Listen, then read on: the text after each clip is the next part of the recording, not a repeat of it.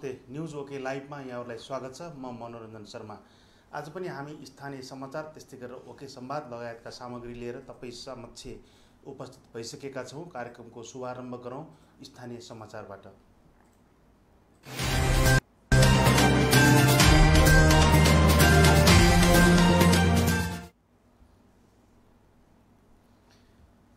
स्थानीय समाचारको प्रारम्भमा मास्क सम्बन्धी समाचार। पछिल्लो समय कोरोना भाइरसको सङ्क्रमण बढेसँगै गृह मन्त्रालयले सर्वसाधारणलाई घरदेखि बाहिर हिँड्दा अनिवार्य रूपमा मास्क लगाएर हिँड्न आग्रह गरेको छ। त्यसै अनुरूप रूपन्देही जिल्ला प्रहरी कार्यालयले पनि मास्क लगाएर हिँड्न सबैलाई आग्रह गर्दै बजारमा मास्क लगाएको नलगाएको कडा रूपमा अनुगमन पनि गरिरहेको छ। प्रस्तुत दृश्यहरू भैरवास्थित देवकोटा चोकको हो र त्यहाँ एकजना प्रहरीले मास्क लगाएको नलगाएको निरीक्षण गरिरहेका छन् र नलगाएकाहरूलाई नजिकैको रहेको पसलहरूमा मास्क खरिद गरेर लिएर आउन पनि आग्रह गरिरहेका छन्। रूपन्देही जिल्ला प्रहरी कार्यालयले भैरवा बुटोल मात्र नभएर जिल्लाका विभिन्न ग्रामीण क्षेत्र त्यस्तै गरेर राजमार्गहरूमा बसेर प्रहरी मार्फत नागरिकहरूले मास्क लगाएर हिँडेको नहिँडेको अनुगमन गरिरहेको छ र मास्क नलगाएका नागरिकहरूलाई रोकेर सम्झाइ बुझाइ मास्क लगाएर हिँड्न पनि आग्रह गरिरहेको छ। पछिल्लो समय कोरोना भाइरसको सङ्क्रमण बढेसँगै मास्कलाई गृह मन्त्रालयले अनिवार्य गराएको हो। दृश्यमा देख्न सक्नुहुन्छ प्रहरीहरूले विभिन्न चोकहरूमा बसेर मास्क लगाएको नलगाएको अनुगमन गरिरहेका छन्।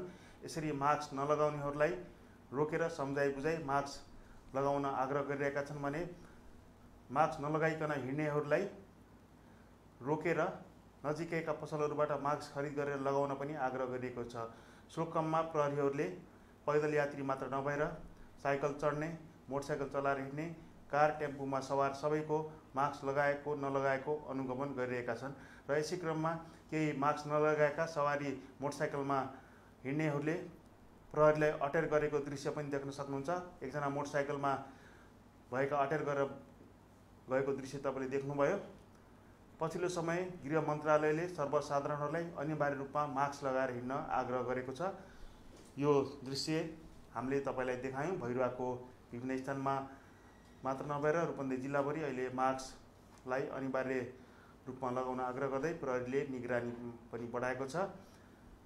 देशका अन्य स्थानहरूमा केही स्थानहरूमा त मास्क नलगाइकन हिँड्नेहरूलाई प्रहरीले जरिवाना समेत काट्न थालेको छ।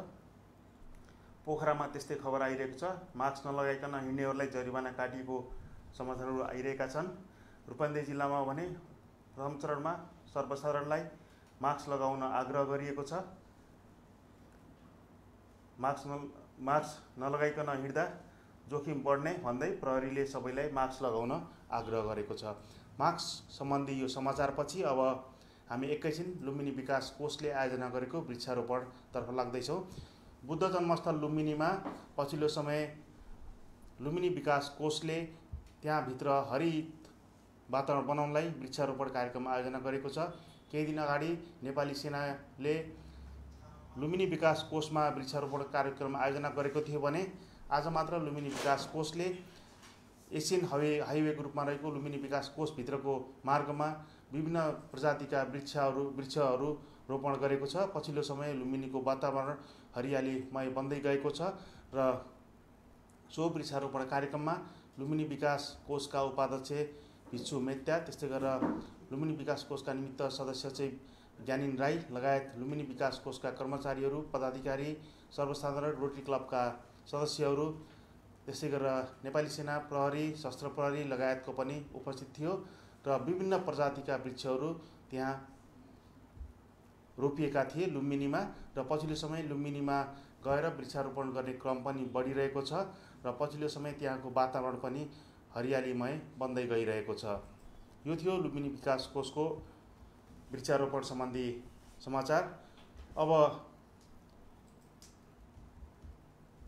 अर्को समाचार हामी तपाईँलाई राख्दैछौँ यातायात व्यवसायीहरूको।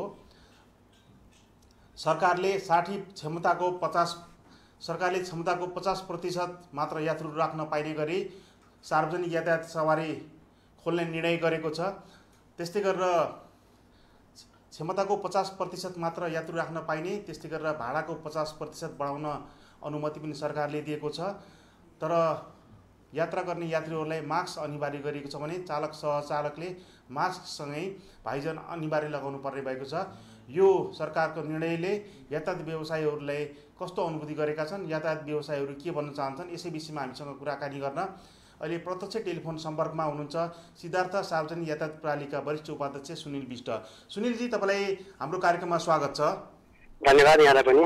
जस्तो आज सरकारले एउटा निर्णय गरेको छ, सार्वजनिक यातायातहरूलाई चाहिँ एकै जिल्लामा सञ्चालन गर्न दिने निर्णय गरेको छ, तर जुन सिटको क्षमता छ क्षमताको आधी मात्र सञ्चालन गर्ने निर्णय दिएको छ।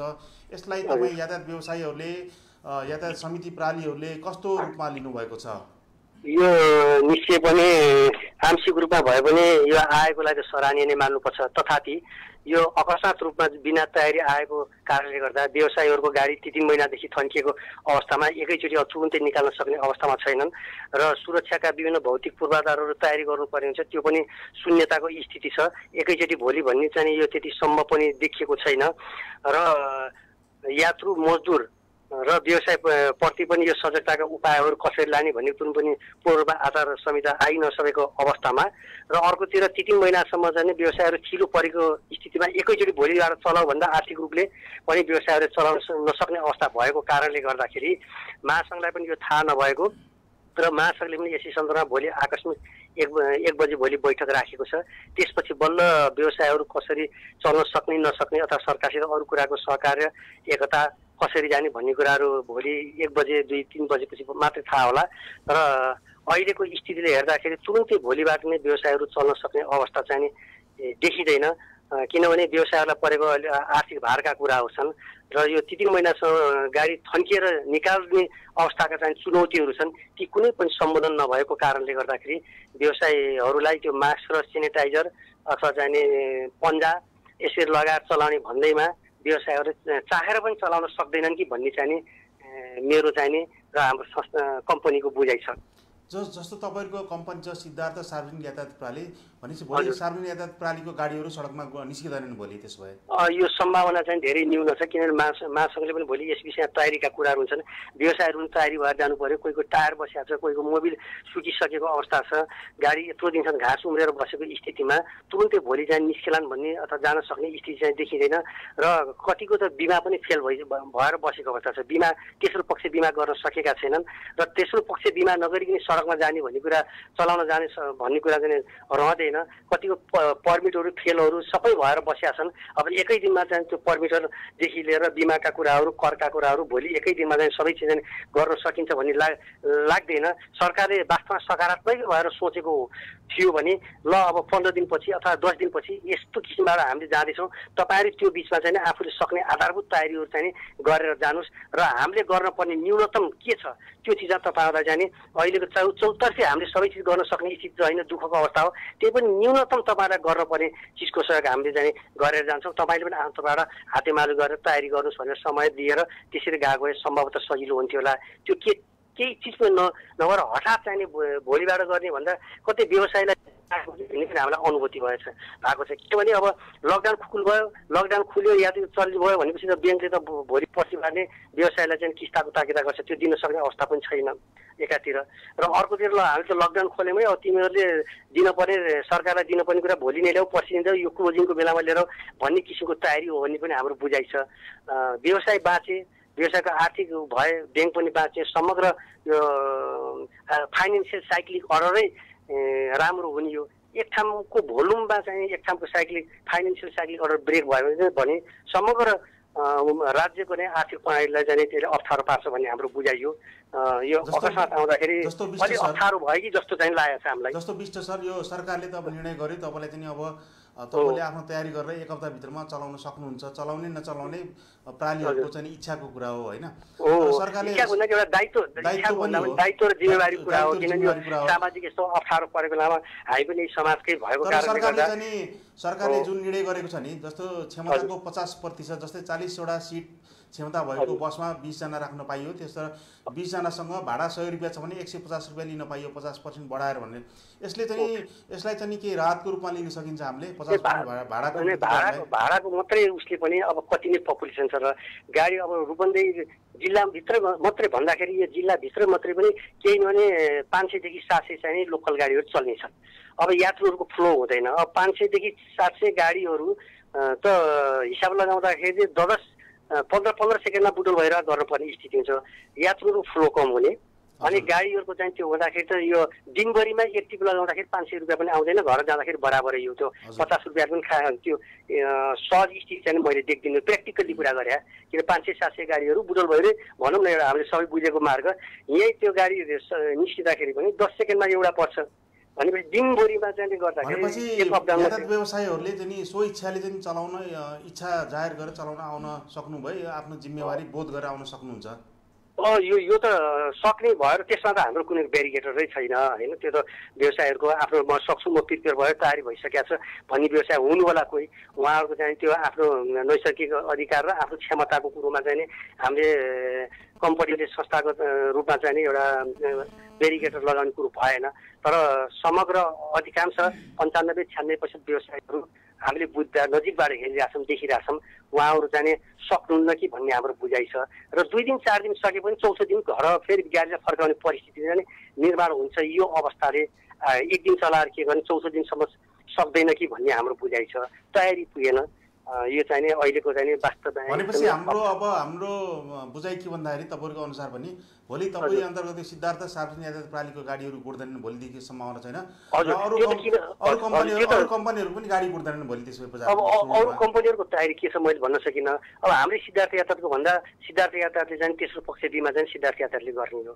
र अहिले लकडाउनमा सबै खुम्चेर बसेका व्यवसायहरूसित त्यो बिमा इन्सुरेन्स गर्नको लागि डकुमेन्ट हामीले कलेक्सन गर्नै पाएको छैन। अब बिमा नगरेको गाडी भोलि चाहिँ सडकमा हिँड भन्ने कुरो पनि भएन। भोलि दुर्घटना भयो भने त्यसबाट चाहिँ पर्ने चाहिँ ठुलो अप्ठ्यारो स्थिति हुन्छ। त्यो नै हाम्रो तयारी छैन। अब त्यो सबैसित डकुमेन्ट लिएर आएर अनि फेरि बिमाको लागि पैसा हुनेले पैसा नहुनेले ऋणधन गरेर लिएर आऊ बिमा गरेर जाऊ भन्नु पऱ्यो। कतिको गाडी मर्न सम्हारका कुरा होलान्, करका ट्याक्सका कागजपत्रहरू चाहिँ नवीकरणका कुराहरू होलान्।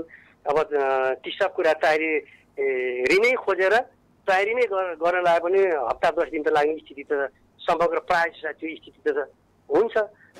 यसले गर्दाखेरि भोलि नै जुन हिसाबले सरकारले अथवा आम जनमानसले सोचेको हिसाबले हुँदैन कि भन्ने चाहिँ नि हाम्रो चाहिँ नि त्यो खालको चाहिँ हामीले चाहिँ अनुमान लगाएका छौँ। यद्यपि सरकारले गरेको निर्णय भने स्वागत योग्य भनेर मान्नुपर्छ, बुझ्नुपर्छ हामीले। अनि त्यो आंशिक रूपमा सुरुवात गरेको, तर यो कसैले व्यवसायलाई झुक्काए जस्तो स्पष्ट देख्छु। किनभने सरकारले गर्नुपर्ने दायित्व यहाँ केही पनि देखिएन। ल भोलि 3 महिनासम्म गाडी खडा गरिदिएर भोलि एकैचोटि भोलि चल भन्दा त के भने आफ्नो जिम्मेवारीबाट पन्छेर हामीले त चल भनेका छौँ भनेर भोलि वक्तव्य आउने मात्रै कुरा आउँछ। तर व्यवहारमा प्र्याक्टिकल त व्यवसायलाई सरकारको तर्फबाट कागजपत्र डकुमेन्टहरू बनाउने समयहरू भएनन्, बिमा गर्ने समयहरू भएनन्, गाडी अपडेट गर्ने समयहरू भएनन्। यत्रो 3 महिना ठिलो भएर आर्थिक रूपमा धराशयी भएका व्यवसायहरूले चाहिँ त्यो पैसा खोजेर जो गर्ने व्यवसाय अब एउटा गाडी चढ्नको लागि एभरेजमा 1.5 देखि 2 लाख चाहिँ अपरेटिङ कस्ट उनीहरूको लाग्छ व्यवसायहरूको।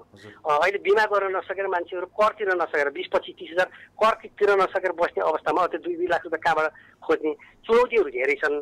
तर व्यवसायको चाहिँ त्यो सम्पूर्ण चिजको आर्थिक टोटल चाहिँ सरकारले गरिदियोस् भन्ने मानसिकता पनि होइन। तर कमसेकम अलिकति रनिङ हिसाबले दियो भने यो यातायात व्यवसायको लागि मात्रै हितमा आएन कि समग्र देशकै आर्थिक प्रणालीमै यसले चाहिँ सकारात्मक म्यासेज जान्छ। एक ठाउँको चाहिँ बिग्रियो भने त्यसको अर्डरै धेरै ठाउँमा बिग्रिन्छ भन्ने हाम्रो बुझाइ हो। र यो आफ्नो पूर्णतः चाहिँ जिम्मेवारीबाट पन्छे जस्तो चाहिँ हामीले महसुस चाहिँ गरेका छौँ। र यसले रिजल्ट चाहिँ सकारात्मक हिसाबको चाहिँ तुरुन्तै रूपमा आउँछ जस्तो चाहिँ देखिँदैन।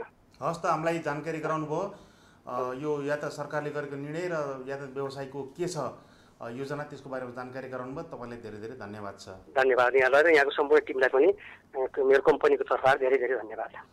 उहाँ हुनुहुन्थ्यो सिद्धार्थ सार्वजनिक यातायात प्रणालीका वरिष्ठ उपाध्यक्ष सुनिल विष्ट, जसले सरकारले आज निर्णय गर्यो यातायात सेवा सुचारू गर्ने एकै जिल्लाभित्र आन्तरिक रूपमा निर्णय गर्यो। त्यसको बारेमा हामीलाई जानकारी गराउँदै हुनुहुन्थ्यो। अब पालो छ कोरोना अपडेटको सुरुवात गरौँ। पहिला रूपन्देही जिल्लाबाट। रूपन्देही जिल्लामा कोरोना भाइरस सङ्क्रमण पुष्टिको सङ्ख्या 302 नै रहेको छ।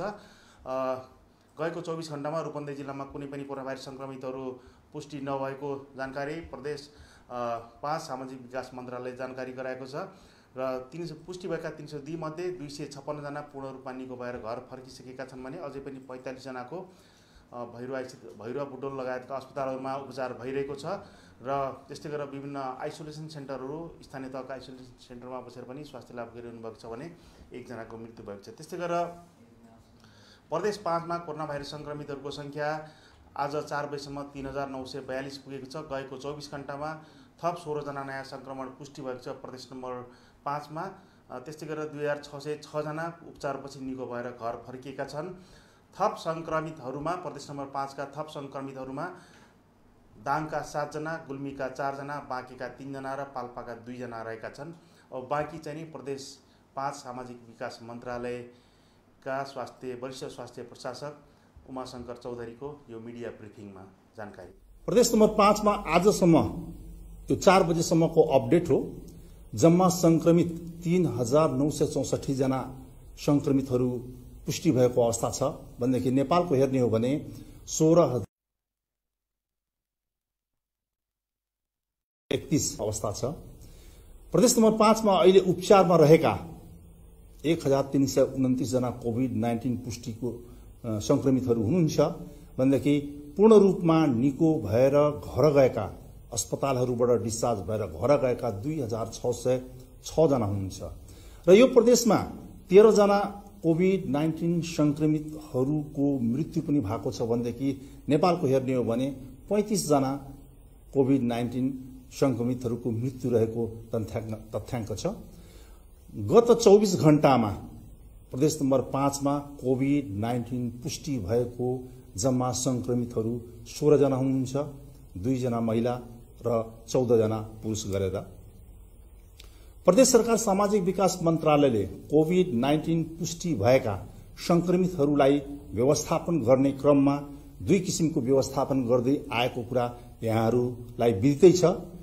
त्यो 2वटा भनेको के हो भनेदेखि मोडरेट, सिभियर, आइसियु र भेन्टिलेटरको सहयोगमा उपचार लिने लक्षण देखिएकाहरूलाई प्रदेश सरकार सामाजिक विकास मन्त्रालयले कोरोना विशेष आइसोलेसन अस्पताल 4वटा छन्, त्यहाँबाट उपचार हुने क्रम रहेको छ र ती 4वटा अस्पतालहरूको बारेमा सरसर्ती यहाँहरूको बीचमा राख्न चाहे।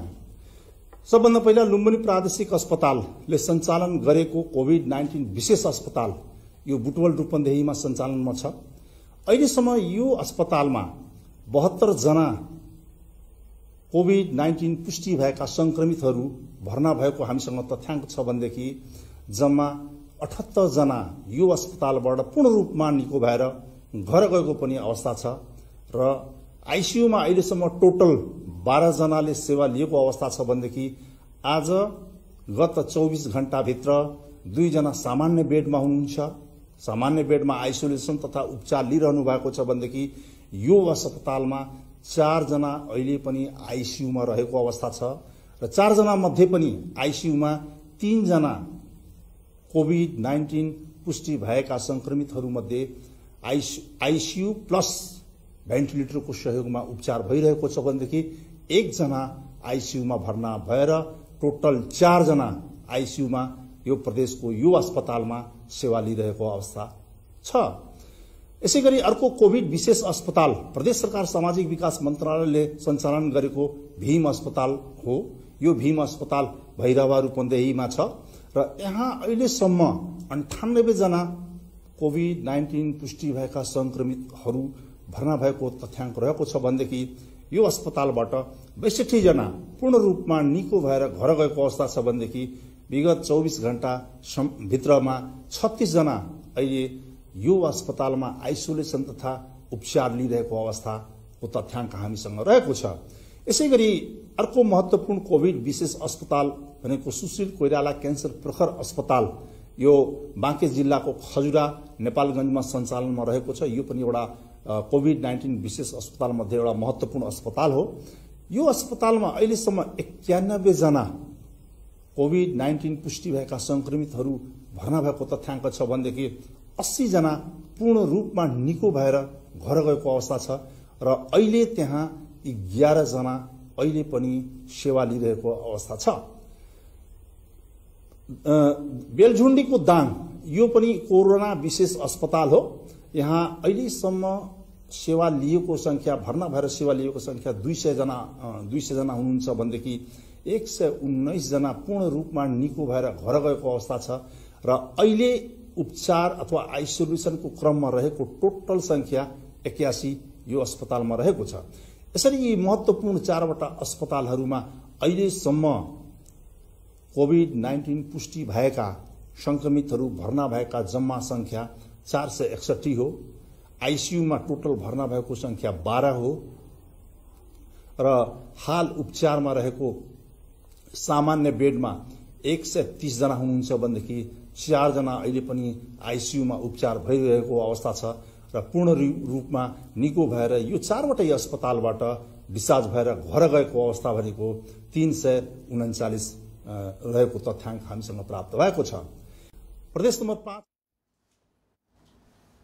कोरोना भाइरसको बारेमा रूपन्देही जिल्ला, त्यस्तै गरेर प्रदेश 5 को अपडेटपछि अब राष्ट्रिय अपडेटतर्फ हामी तपाईहरुलाई लाँदैछौँ। राष्ट्रिय अपडेटको कुरा गर्दा नेपालमा गएको 24 घण्टामा जम्मै 108 जना नयाँ संक्रमितहरू थपिएका छन्।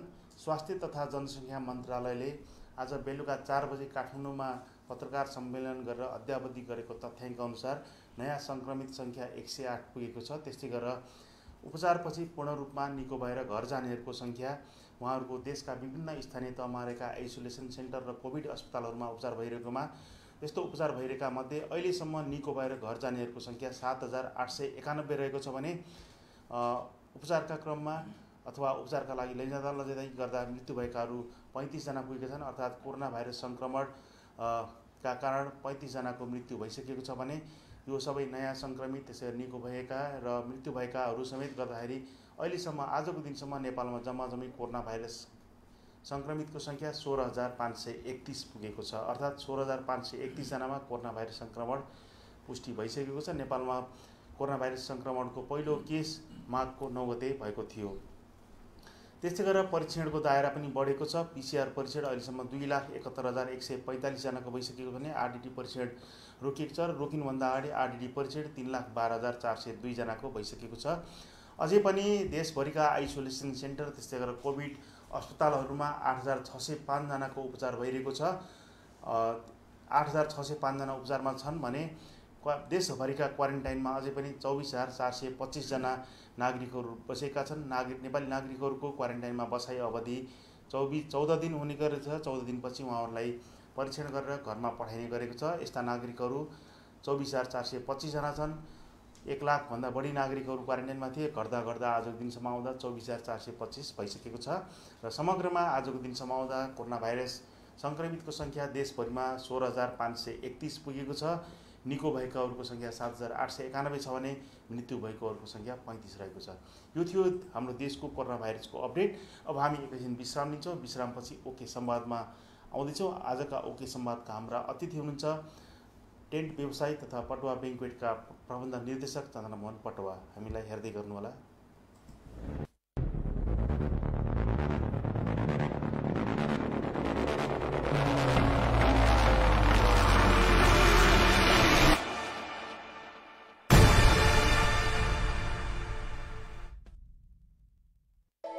अति सुन्दर धेरै टिकाउ कहाँबाट ल्याउने, अरू भन्दा कम्फर्टेबल कार्पेट कुलाउने।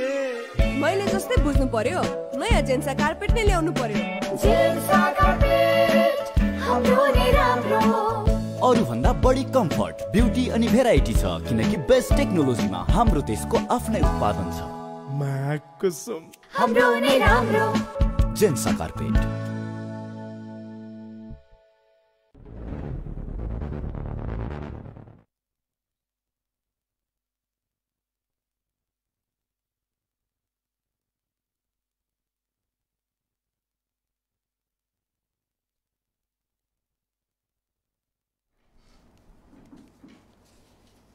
विश्रामपछि तपाईलाई स्वागत छ। अब पालो छ ओके संवादको। ओके संवादका आजका हाम्रा अतिथि हुनुहुन्छ तपाईहरुकै चिर परिचित व्यक्तित्व हुनुहुन्छ। उहाँ भैरवाका व्यवसाय उद्यमी हुनुहुन्छ।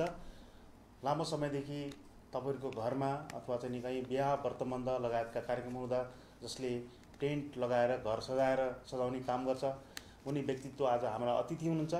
उहाँले यो व्यवसाय कसरी सुरुवात गर्नुभयो, अहिले के गर्दै हुनुहुन्छ, यो लकडाउनको समयमा उहाँको व्यवसाय कस्तो चलिरहेको छ, पछिल्लो समय उहाँले के गरी बिताउनु भएको समय, यो विषयमा कुराकानी गर्नेछौँ हाम्रा आजका अतिथि चन्द्रमोहन पटुवासँग। चन्द्रमोहनजी, तपाईँलाई कार्यक्रममा धेरै धेरै स्वागत छ।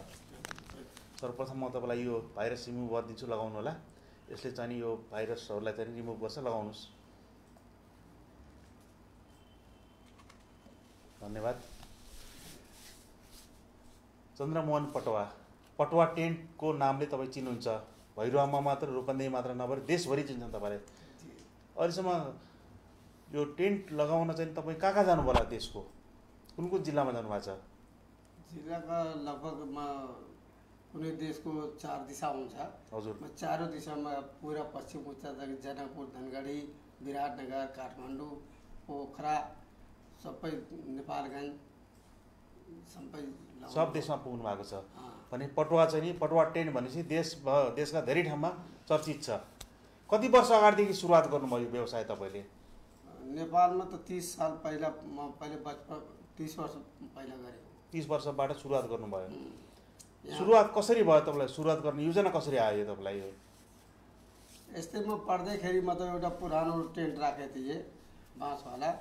फेरि यसैको बारेमा मलाई यो आयो कि मतलब यो पाइपको तुरन्त नयाँ नयाँ तरिकाको टेन्ट चलेको थियो। त्यो टाइममा नेपालभरिमा मतलब यो बाँसवाला टेन्ट पालहरू थियो। मैले पाइपको मैले पुरा नेपालमा नयाँ डिजाइनको नयाँ संरचना निकालेँ। त्यही कारणले मेरो नेपालभरि प्रचार भएछ 30 वर्ष अगाडि। 30 वर्ष अगाडि कति रुपियाँबाट सुरुवात गर्नुभयो व्यवसाय? यो रुपियाँ त आफ्नो पास थिएन, 25,000 ऋण लिएर 25,000 को ऋण लिएर सुरुवात गर्नुभयो 30 वर्ष अगाडि। पैसाभन्दा पहिला कसको घरमा टेन्ट लगाउनु भएको थियो? याद छ तपाईँलाई कुनै? भैरवामै होला। भन्दा पहिला त भनौँ यो दसैँको नाचगाना भइरहेको थियो। दुर्गा भैलोमा त्यो दसैँको त्यही नाचगाना जुन स्टेज प्रोग्राम थियो त्यसैमा म गरेँ, सुरुवात गरेछ। निःशुल्क हो त्यो? त्यो गरेर निःशुल्क थियो। त्यसैमा दसैँ बेलामा 3 महिनासम्म मलाई एक पैसा पनि आएन। 3,000 फर्स्टचोटि आएको थियो। त म जहाँ खाना उधार खाएको थिएँ होटलमा, त्यो उसलाई पेमेन्ट गरेको थिएँ 3,000 रुपियाँ। 30 वर्षदेखि निरन्तर यो टेन्ट लगाउने यसै यही तपाईँले सुरुवात गर्दा भैरवमा अरू कसैको टेन्ट थिएन? यो टेन्टको व्यवसाय टेन्ट धेरै थियो तर भेराइटीको थिएन। यस्तो भेराइटीको थिएन? पुरा नेपालैमा थिएन भेराइटीको टेन्ट। परिवारमा को हुनुहुन्छ? म मेरो 3टा छोरा, मेरो श्रीमती, एउटा छोरी, नाति छ। अनि तपाईँ ठुलो बाउ पनि छ। तपाईँ अहिले कति वर्ष उमेर हुनुभयो? 56 वर्ष। 56 वर्षमा तपाईँलाई यो टेन्ट व्यवसायमा अहिले सहयोग गर्ने घरबाट तीनवटै छोराले सहयोग गर्छन्? सबै पुरा परिवार सहयोग। पुरै परिवार यसमा यही व्यवसायमा संलग्न छ? संलग्न छ। विगतमा अरू व्यवसाय पनि गर्नुहुन्छ? अरू विषयमा गए त्यसमा सबैमा फलाप खाए। भन्नाले तपाईँको पहिला विद्युतमा पनि हुनुहुन्थ्यो, पटुवा केबल गर्नुहुन्थ्यो, त्यो छोडिदिनु भयो? त्यो बाहेक अरू व्यवसाय के गर्नुभयो? क्रेसर पनि गरेको थिएँ। क्रेसर पनि गर्नुभयो, त्यो पनि छोडिदिनु भयो। पटुवा केबल थियो, त्यो पनि छोड्नु भयो। यो पटुवा टेन्ट चाहिँ सुरुको व्यवसाय थियो, त्यसमा निरन्तर हुनुहुन्छ। अनि आजको दिनमा आउँदा यो व्यवसाय कस्तो चलिरहेको छ? अब व्यवसायमा जस्तो यही व्यवसायले म अर्को ठुलो काम पनि गरेको थिएँ, तर त्यो व्यवसाय मेरो केही कारणले मतलब मनी सार्टको कारणले या गभर्मेन्ट क्रेसरले बन्द गर्दा कारणले धराशाय भएपछि फेरि मलाई यही व्यवसायले फेरि सम्हालिरहेको थिएँ। त्यस्तै कोरोना आएर जस्तो तपाईँ चाहिँ नि तपाईँमा यो टेन्ट व्यवसाय यो छ नि, टेन्ट लगाउने बिहाहरूमा चाहिँ नि भयो, ठाउँमा पास्नी भयो, वर्तमान भयो नि टेन्ट लगाउने काम गर्नुहुन्थ्यो होइन? घर सजावट काम गर्ने, पार्टी विवाह सजावट गर्ने यो काम हुँदाहुँदै तपाईँले फेरि अर्को फरक किसिमको काम हुन्थ्यो, फरक किसिमको भिन्दै काम। बिजुली काम त तपाईँको टेन्टसँग मिल्ने काम थियो, त्यो सुरुवात गर्नुभयो, त्यो चाहिँ राम्रोसँग चलेको छैन, कम्पिटिसन दिनुभयो, त्यसलाई तपाईँले छोडिदिनु भयो। तर तपाईँले त्यसबिचमा क्रसरको व्यवसाय सुरुवात गर्नुभयो नि त एकैचोटि, त्यसमा राम्रो आम्दानी देखेर त्यति बेला? त्यही राम्रो आम्दानी हेरेर, तर गभर्मेन्ट लाइसेन्स दिए, उद्घाटनको सुरुवातैमा मेरो त्यो लाइसेन्स दिएर पनि बन्द गरिदिएको सरकारले। त्यही कारणले मेरो एकदम आर्थिक स्थिति त्यति बेला कति लगानी गर्नुहुन्थ्यो क्रेसर उद्योगमा त्यति बेला तपाईँले? त्यसमा 7 करोड रुपियाँ लगभग लगाएको थियो। 7 करोड रुपियाँ। 7 करोडले 7 पैसा पनि आम्दानी भएन? 7 पैसा भएन, खतम भयो त्यो सबै, त्यो घर मकान सबै त्यसैमा निलाम भयो। क्रेसर कहाँ लगाउनु भएको थियो? चनौटामा। केही पनि काम निस्किएन? जति बेला उद्योग सुरुवात हुने अवस्थामा थियो त्यति बेला सरकारको नीति बन्यो, निकासी भारत निकासी पनि रोकियो, आन्तरिकमा पनि कडाई भयो। 7 करोडको लगानी थियो क्रेसर उद्योगमा। त्यही क्रेसर उद्योगले गर्दा घर लिलामी गर्नु पर्यो। सबै खतम भयो, फ्याक्ट्री वगैरह सबै। त्यसपछि पुनः फेरि तपाईँ टेन्ट व्यवसायमै आउनुभयो? टेन्ट व्यवसायमा आएको। अनि आजको दिनमा आउँदा टेन्ट व्यवसाय कस्तो छ तपाईँको? अहिले ठिक भइरहेको थियो त्यो, अब तर यो कोरोना कारणले एकदम बहुत नाजुक स्थितिमा पुर्याएछ। जस्तो तपाईँले त अहिले पछिल्लो समय नगरपालिकाको सभागृह, महेन्द्र सभागृह, जसलाई गणतान्त्रिक सभागृह पनि भन्छन्, महेन्द्र सभागृह लिजमा लिएर जुन नगरपालिकाले टेन्डर आह्वान गरेपछि अब लिजमा लिनुभयो कम्पिटिसन, फ्री कम्पिटिसनमा। कति वर्षको लागि थियो? 20 वर्षको लागि। कति वर्ष भयो? 6.5 वर्ष भइसक्यो। 6.5 वर्ष कम्प्लिट भयो, 14 वर्ष बाँकी छ अझै। त्यही नगरपालिकाको मा बनाएर तपाईँले चाहिँ त्यही ब्याङ्क्वेट हल पनि बनाउनु भएको छ पहाडी। त्यो जुन नगरपालिकाले को पछाडि प्रपर्टीमा बनाउनु भएको छ ब्याङ्क्वेट हल छ, पटुवा ब्याङ्क्वेट, त्यो तपाईँको नयाँ हो। त्यो तपाईँले पछि 20 वर्षपछि त्यो नगरपालिकाले हस्तान्तरण गर्ने बुझाउने हो? बुझाउनै पर्छ। त्यही शर्तमै हो। त्यहाँ अरू के बनाउने योजना छ त्यो तपाईँले एग्रिमेन्ट गर्दाखेरि? त्यसमा एग्रिमेन्ट त्यसको मतलब थिएन। त्यसमा जस्तो 2 करोड रुपियाँ मलाई पर्सनल लगानी लगाउने थियो। 2 करोड रुपियाँ। अरू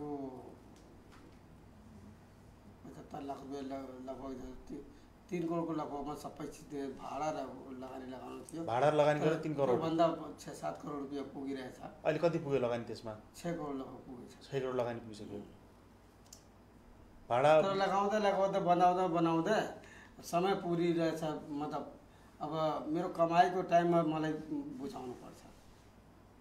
जुन बेला कमाइ हुनसक्छ त्यति बेला चाहिँ नगरपालिकाले हस्तान्तरण गर्नुपर्छ। किनकि यो सब अहिले बनाउँदै गएको छु। यो कोरोनाले पनि स्थिति मेरो एकदम नाजुक, एकदम बहुत नाजुक गराइदिएछ।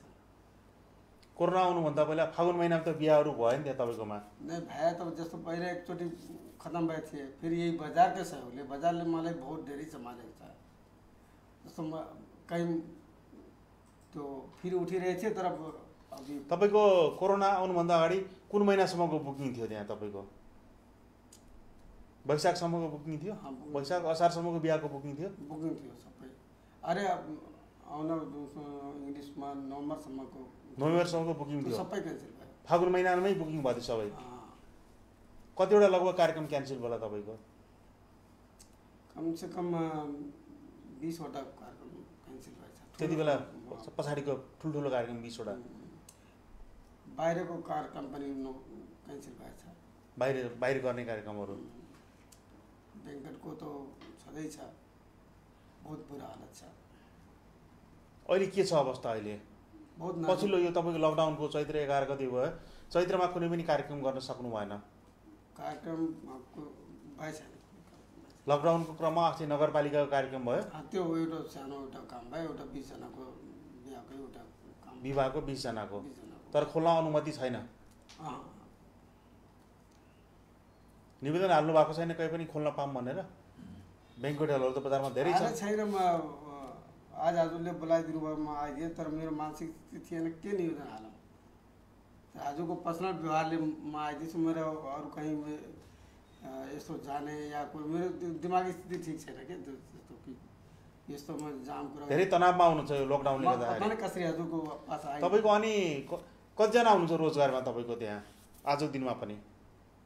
रोजगारमा आज पनि करिब 8 जना छ। कसरी निकालौँ कसैले? तर स्टाफहरू सबै जुन छ साथीभाइ सबैले यो जुन साथमा छ सहयोग गरेछ। अहिले छैन पैसा, पछि दिनु होला, म साथ दिन्छु। तपाईँको व्यवहारले 8 जना व्यवहारले त बजारले पनि यत्रो लगानी मलाई मेरो बजारले मलाई खडा पनि गरेछ। तर यो यस्तो स्थिति आएछ, बहुत दिमाग ठिक छैन। तर यो अब सधैँभरि त यस्तो नरहला अवस्था। जे होस् मेरो 4-5 सालदेखि लडाई भइरहेछ यस्तो उठिरहेछु फेरि ढलिरहेछु यो सुरुवात गर्नुभयो सुरुवात गर्दा गर्दै राम्रो भइरहेको थियो यसलाई छोडेर फेरि अर्को राम्रो होला भने क्रेसरमा जानुभयो क्रेसरको नीति आयो क्रेसर निकासी नीति आयो त्यसले गर्दा त्यहाँ डुब्यो त्यसले गर्दा तपाईँको चाहिँ अर्को उद्योगलाई पनि लिलामी गर्नु पर्यो घर लिलामी गर्नु पर्यो बिस्तारै बिस्तारै यो अगाडि सरिरहेको थियो टेन्ट व्यवसाय राम्रो भएको थियो ब्याङ्कट खुलिरहेको थियो बिचमा कोरोना आयो यसले कति समय धक्का पछाडि पार्थ्यो फेरि 1 वर्ष 2 वर्ष लगभग अगर कमसेकम अहिले 3 साल म पछाडि गएछु फेरि यो लकडाउन कारणले गर्दाखेरि कहिलेसम्म अब फेरि सुध्रेला भन्ने अब राम्रो अवस्था छ अब यो साल अब के हुन्छ यो यस्तो बिमारी छ के हुन्छ अब यो बिमारीमा त गभर्नमेन्ट पनि गल्ती छैन कि ऊ त बिमारी ल्याएको छैन त गभर्नमेन्टबाट केही सुविधाको आशा छ कस्तो सुविधाको आशा गर्नुभएको छ सरकारबाट केही सहयोग मतलब कि बिजुलीमा मतलब जस्तो कति रुपियाँ तिर्नुहुन्छ डिमान्ड चार्ज बिजुलीमा महिनाको प्रयोग नगरे पनि बिजुलीको मासिक शुल्क त्यो त करिब 25,000 रुपियाँ आउँछ त्यो नबाले पनि तिर्नै पर्ने त्यो छुट भएको छ छैन केही यहाँबाट छुट होस् केही नगरपालिकाबाट छुट होस् या मतलब त्यसो अब नगरपालिकाको बहाल गएको छ नगरपालिकासित पनि केही कुरा गरेको छैन मेरो कसैको गल्ती छैन के मेरो दिमागै स्थिति ठिक छैन म कोसित केही कुरा यो कसरी आइसकेछु हजुरको पास बस यो हजुरको माया परेन न त म यो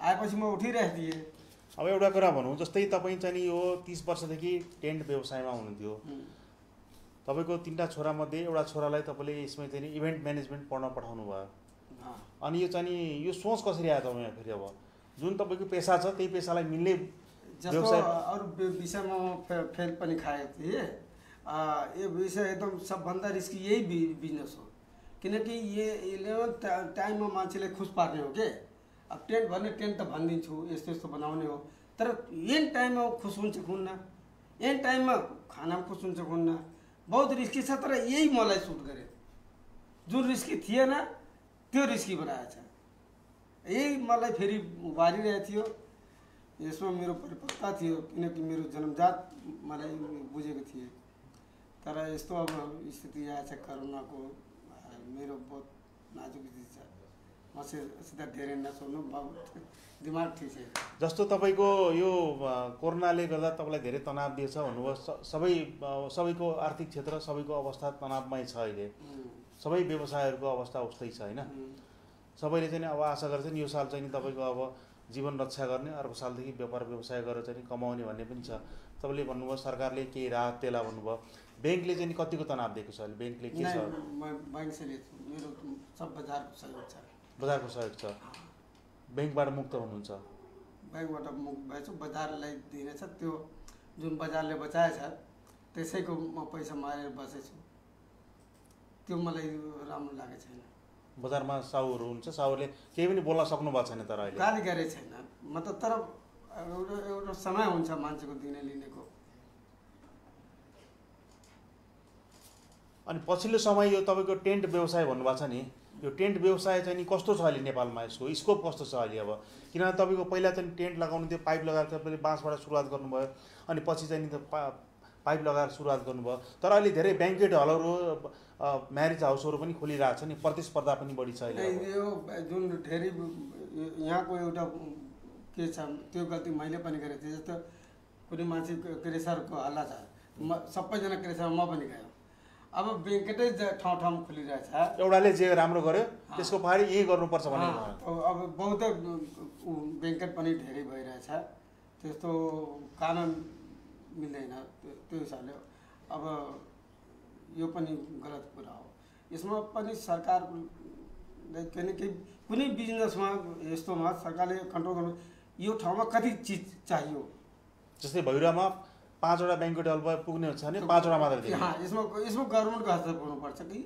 यो चिजमा कति चाहियो क्रेसर लगाउँदा कति चाहियो ब्याङ्क खोलिँदा कति चाहियो जब बर्बादमा भडाको बन्द गर्छ त्यहाँ गभर्नमेन्टसित मेरो तकलिफ छ सरकारले चाहिँ यस्तो कुरामा नियन्त्रण गर्नु पर्यो जति जस्तै भैरवाको जनसङ्ख्या 60,000 छ भने 60,000 जना मान्छेलाई कतिवटा ब्याङ्क्वेट हल आवश्यक पर्छ अथवा चाहिँ भैरवामा चाहिँ कति सभा सम्मेलन गर्ने ठाउँ कति चाहिन्छ त्यो अनुसार मात्र बनाउनु पर्यो अनावश्यक धेरै गराएर जस्तो भैँसो पार्किङ हुन त्यो हुन भनेर गभर्मेन्टले फ्ल्याग बन्द गरिदिन्छ मान्छे गली गलीमा खोलिदिन्छ तर त्यो पार्किङ देखाएर बन्द गरिदिन्छ बल्कि पहिले गर्ने ताकि त्यो मान्छे बर्बाद नहोस् अब धेरै खोल्छ भने त्यस्तो पनि बर्बाद मान्छे आत्महत्या सुसाइड गर्ने खोज्छ कारोबारै चल्दैन कर्जा ऋण लिएर यस्तो त्यसमा अलिकति हस्तक्षेप चाहियो सरकारले हस्तक्षेप गरेर जति आवश्यक छ त्यति मात्र खोल्नु पर्यो सरकारलाई आग्रह पनि त्यही हो तर सरकारले कहिले पनि सुन्दैन म त भन्ने मैले त्यति ज्ञान छैन मेरो आग्रह छ सुन्छ सुन्दैन त्यो तर तपाईँले भनेको कुरा पनि ठिक हो जति मात्रामा आवश्यक छ आवश्यकताभन्दा बढी खोल्यो भने सबैलाई नोक्सान हुन्छ काममा पहिले अङ्कुश लगाइदिनुपर्छ अङ्कुश लगाइदिनुपर्छ पहिले अङ्कुश लगाइदिनु यति मात्रै गर्ने यो चिज यति मात्रै गर्ने तर जुन तपाईँले पहिला त्यो टेन्ट कपडा सिलाएर टेन्टहरू गराउनुहुन्थ्यो नि होइन त्यो त क्रम अहिले त्यो त्यस्तो टेन्ट लगाउने क्रम त अहिले धेरैले छोडिसकेका छन् व्यवसाय कम भइरहेछ इभेन्टको बढी भएछ तर इभेन्टको कारोबार जस्तो इन्डियाबाट धेरै आइरहेको थियो इभेन्टको यो गएको 3 महिना पहिला म धेरै काम इन्डियाबाट रोके थिएँ जस्तै तपाईँले पनि जुन छ गभर्मेन्टको ध्यान दिनुपर्छ कि जब यही देशमा मतलब टेन्टको व्यवसाय गर्ने मान्छे छन् त बाहिरबाट पनि त्यसमा पनि रोक लगाउनु इभेन्ट म्यानेजमेन्ट गर्न बाहिरबाट आउँछन् नआओस् के यही जब हाम्रै देशमा छ जस्तो तपाईँ भन्नाले तपाईँको चाहिँ ब्याङ्क्वेट हल छ तपाईँले त्यहाँ कुनै इभेन्ट म्यानेजमेन्ट गरिदिनु भने तपाईँले आवश्यक पर्ने मान्छे कलाकारहरू भारतबाट मगाउनु छ मगाइदिन्छु इभेन्ट मतलब भन्दा जुन चिज जरुरत छ जुन देशको जुन यहाँ नभएको चिज मात्र आवश्यक पऱ्यो नि मगाउने तर त्यो मान्छे चाहिँ यहीँ उपलब्ध छ भने यहीँबाट गर्नुपर्छ तब यस्तो को सोच लाउँछ लोकलको मान्छे लाउँछ जब इभेन्ट म्यानेजमेन्ट इन्डियाको हुन्छ त त्यो मान्छे त लोकल हायर गर्दैन त्यो सबै चिज त्यहीबाट लाउँछ फेरि पैसा लिएर जान्छ त सरकारको नोक्सानी छ स्थानीय नोक्सानी छ पैसा सबै इन्डिया जान्छ त्यस्तो रोक्नुपर्छ त्यस्तो कार्यक्रम पनि हुन्छ भैरवामा भइरहेछ पुरा नेपालीभर भइरहेछ अब यो जमानै इभेन्टको आइसकेको जस्तै तपाईँलाई चाहिँ इन्डियाबाट यो इभेन्ट म्यानेजमेन्ट गरिदियो भन्ने खबर आउँछ कि आउँदैन कसैले आग्रह गर्छ कि गर्दैन पहिल्यै जुन छ यसको पनि एउटा नेटवर्किङ छ हजुर त्यो नेपालको जस्तो सुविधा छ मान्छे त इन्डियाबाट लाउँछ बढी यहाँ भन्सारमा सुविधा छ त्यो सुविधा रोकिदिनुपर्छ जब जस्तो कुनै चिज जब यहाँ उपलब्ध छ त त्यहाँको कलाइ गर्छ त त्यसै टेन्टको विषयमा पनि बाहिरबाट आउने रोक गरिदिनुपर्छ नेपाली इभेन्ट म्यानेजमेन्ट जसले गर्छ उसैले जिम्मेदारी उसैको योबाट प्रयोग गर्नुपर्छ उसको योजनामा मतलब जे आउँछ जो आगे यहाँको मान्छे केही चिज लाउने छ भने खरिद गरेर लाउँछ एक लगाएर यहीको कमाइ हुन्छ तपाईँले इभेन्ट म्यानेजमेन्ट गराउनुभएको छ इभेन्ट म्यानेजमेन्ट कस्तो कस्तो कार्यक्रमहरू गर्नुहुन्छ तपाईँले सानोदेखि ठुलोसम्म कस्तो कस्तो कार्यक्रम गर्नुभएको छ अहिलेसम्म गर्नुहुन्छ अहिले इभेन्टमा मतलब 5-7वटा काम गरेको छौँ हजुर एउटा लुम्बिनी विकासको गरेको थिएँ हजुर लुम्बिनी विकास कोषमा त हरेक वर्ष गर्नुहुन्छ तपाईँले टेन्ट लगाउने काम लगभग गर्छु कहिले कहिले केही कारणले मिल्दैन जस्तै यो साल अब तपाईँ कोरोना भाइरसले गर्दा भएन जस्तै तपाईँको इभेन्ट म्यानेजमेन्ट गर्दा भित्रपट्टि ब्याङ्क्वेट हलमा कस्तो कस्तो कार्यक्रम म्यानेज गर्नुहुन्छ सानोमा कुन ठुलोमा ब्याङ्क्वेट हाउसमा त लगभग सबै त्यस्तो मेरो हाल जुन भने छ लगभग सबै तरिकाको काम भइहाल्छ सब प्रकारको काम भइहाल्छ तपाईँले आजको दिनसम्म 30 वर्षको यो इतिहास 30 वर्ष भयो तपाईँले काम सुरुवात गर्यो 30 वर्षको अनुभव भन्दाखेरि तपाईँले सबैभन्दा यो टेन्टको काम गरेर सबभन्दा एकदम खुसी भएको आत्मा खुसी भएको कुन कामबाट थियो त्यो टेन्टको काम कसकोमा काम गर्दा थियो मेलाहरूमा अथवा लुम्बिनीमा अथवा कहीँ गर्दा कुन काम गर्दा लुम्बिनी विकासमा तारा फाउन्डेसन छ जर्मन टेम्पल वो सिस्टममा गराउँछ इन्चदेखि काम गराउँछ कठिन छ काम छ तर काम पनि गराउँछ फेसिलिटी पनि दिन्छ अहिलेसम्म सबभन्दा राम्रो काम गराएको तारा फाउन्डेसनले यो तपाईँले अनि यो विभिन्न व्यापार मेलाहरू छ नि उद्योग वाणिज्य सङ्घ सङ्गठनहरूले गर्ने व्यापार मेलाहरू पनि यो सबै जिम्मा लिनुहुन्छ तर त्यहाँ चाहिँ तपाईँले विभिन्न काल्पनिक यो मायादेवी मन्दिरहरू बनाउनुहुन्छ त्यसपछि आएर पशुपतिनाथ मन्दिर बनाउनु भयो मुक्तिनाथ मन्दिरहरू बनाउनु भयो त्यस्तो यो बनाउने सोच कसरी आयो तपाईँलाई कहाँबाट सिक्नुभयो जस्तो मेरो यो शरीरमा एउटा जस्तो किरा जस्तो छ कि मतलब डेकोरेसनको जे भन्छ म गर्छु मेरो आफै हुन्छ के शरीरमा कि म यो जे पनि म गर्छु गर्न सक्छु त डिमान्ड आउँछ म त्यसको कहाँबाट के हुन्छ मैले व्यवस्था गरेर गराइदिन्छु अझै के गर्ने सोच छ अब तक सोच पूरा मरिसकेछ अब जो कोरोनाले पूरा अब केही सोच छैन मेरो अब यही भएकोलाई चाहिँ सुधार्ने जस्तो जे पनि केही अब सोच केही कल्पना पनि छैन अब भनेपछि अब तपाईँ अब पछाडि चाहिँ नि तपाईँको छोराहरूले यो व्यवसायलाई निरन्तरता दिन्छन्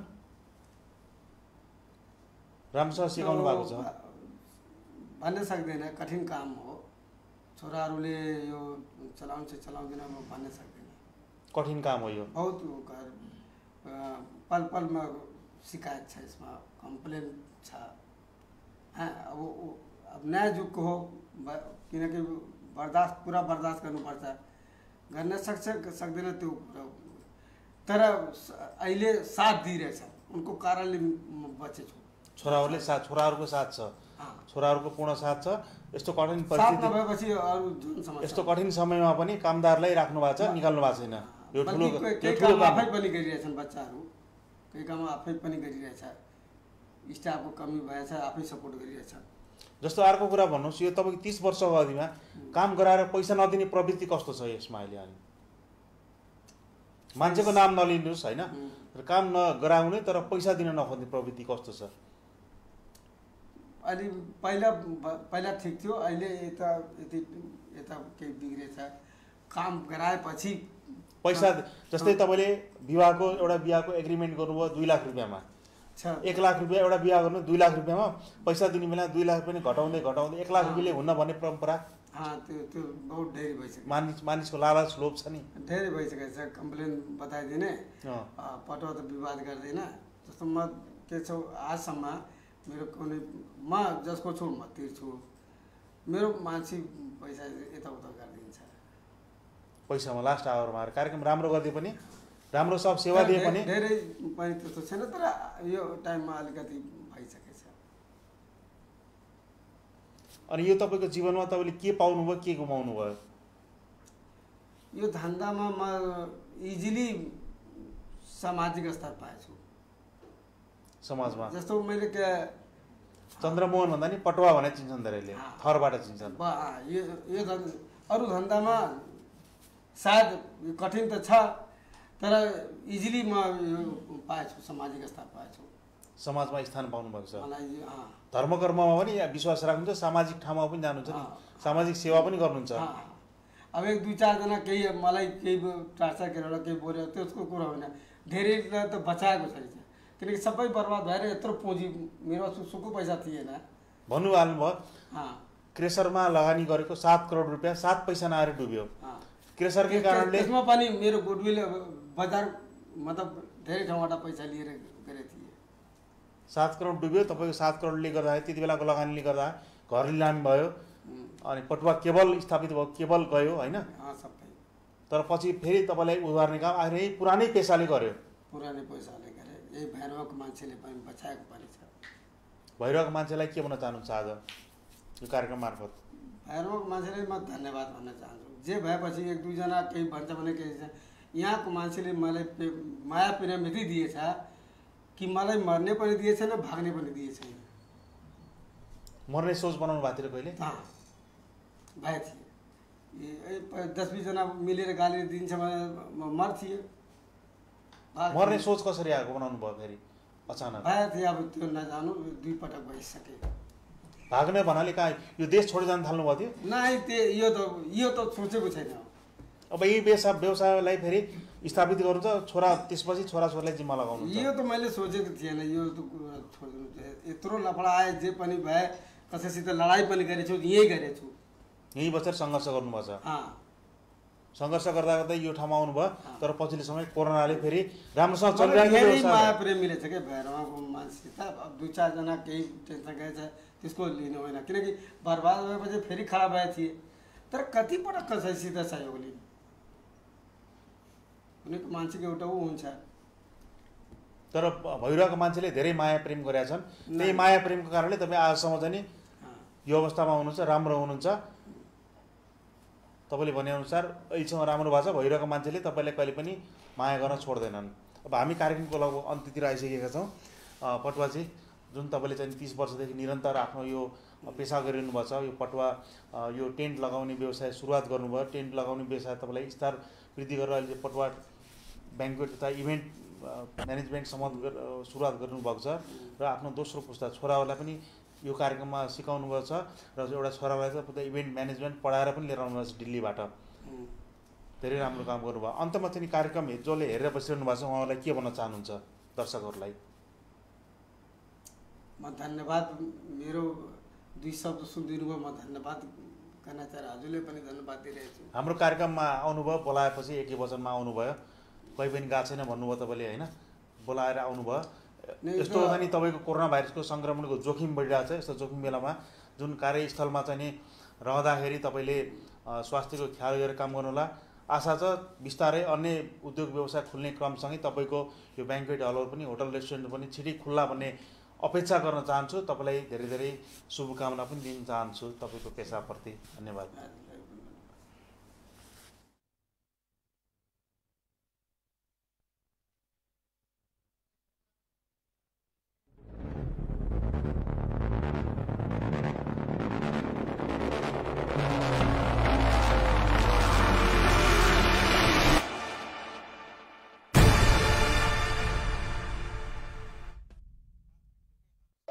अति सुन्दर धेरै टिकाउ कहाँबाट ल्याउने, अरू भन्दा कम्फर्टेबल कार्पेट कुन लाउने? मैले जस्तै बुझ्नु पर्यो, नयाँ जेन्सा कार्पेट नै ल्याउनु पर्यो।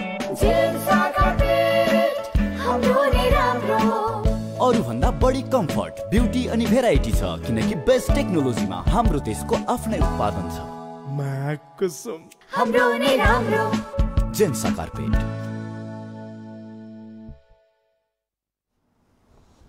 ओके, संवाद र विश्रामपछि तपाईँलाई स्वागत छ। अब कोरोना अन्तर्राष्ट्रिय अपडेटको पालो।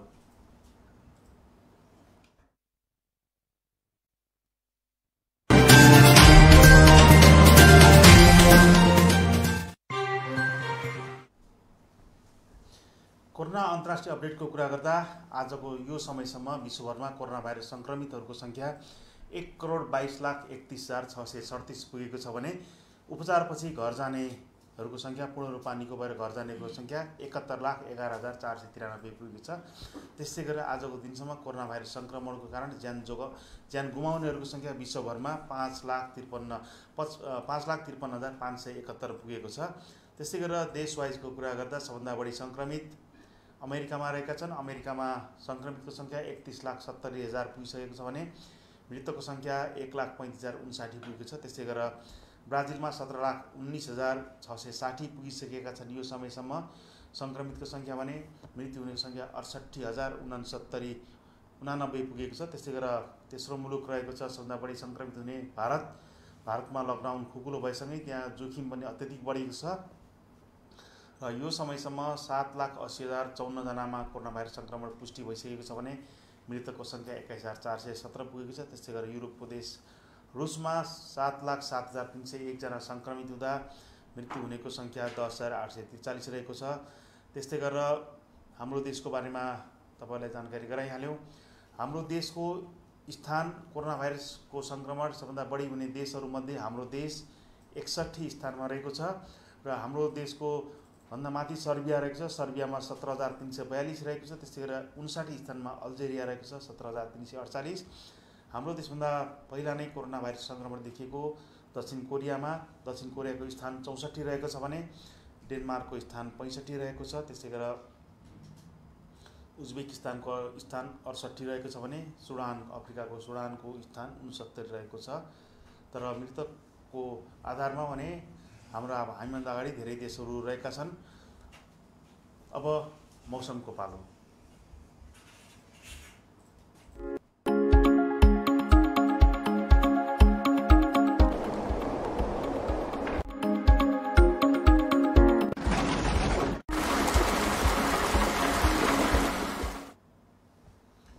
मौसमको कुरा गर्दा देशभर भोलिदेखि 4 दिनसम्म अविरल वर्षात हुने र यो समयकै सबभन्दा बढी वर्षात हुने भएकोले सर्वसाधारणलाई सचेत रहन आग्रह गर्दछु। विशेष गरेर नदी तटीय क्षेत्रका वरिपरि किनारमा बसोबास गर्दै आउनुभएका सर्वसाधारणलाई सचेत रहन हामी हार्दिक आग्रह गर्दछौँ।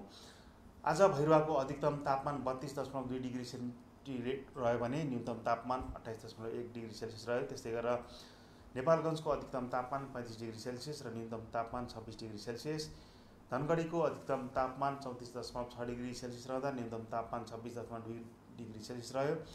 राजधानी काठमाडौँको अधिकतम तापमान 28.4 डिग्री सेल्सियस, न्यूनतम तापमान 21.4 डिग्री सेल्सियस र वर्षा 2.6 मिलिमिटर मापन भयो। त्यस्तै गरेर पूर्वाञ्चलको सहर विराटनगरको अधिकतम तापमान 31.6 डिग्री सेल्सियस, न्यूनतम तापमान 27.6 डिग्री सेल्सियस र वर्षा 0.3 मिलिमिटर मापन भयो भने मध्यपूर्वको सहर जनकपुरको अधिकतम तापमान 30.8 डिग्री सेल्सियस, न्यूनतम तापमान 25.4 डिग्री सेल्सियस रह्यो।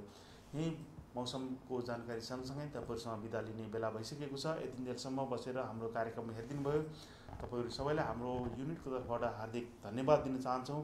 हस्त नमस्ते, शुभरात्रि।